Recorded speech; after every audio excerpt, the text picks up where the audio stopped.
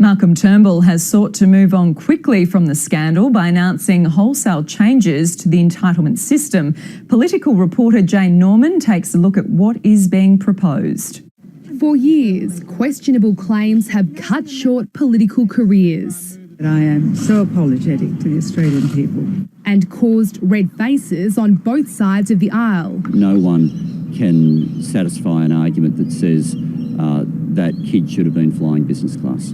Now it seems the government's had enough. Good afternoon. In what's being billed as the biggest shake-up to the entitlement system in decades, the Prime Minister has announced a new independent agency to administer and adjudicate on MPs' claims.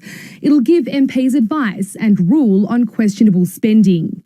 For the first time, expenses will be published every month instead of every 6 months, and IT systems will be upgraded to ensure the data is freely available for anyone to view online. Sunlight is the best medicine.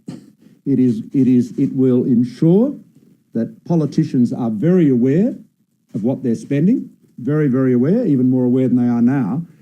And of course, it will provide great reassurance. The changes are based on the UK system, which was overhauled in 2009 following the country's own parliamentary expenses scandal. A damning report exposed outrageous claims for first-class travel, mortgages, cleaning services, duck houses, and even clearing moats. Entitlements were slashed and a new agency brought in. To move from self-regulation to statutory independent regulation is, in my view, the only way forward now. And it appears it'll be the way forward in Australia too. We give, in principle, support to the Prime Minister's announcement, and we'll work with him to get a strong and effective set of reforms for parliamentarians' expenses. This is only the beginning. The government's promising to act on the recommendations from a review it received a year ago that labelled the current expenses system complex, opaque and often perplexing.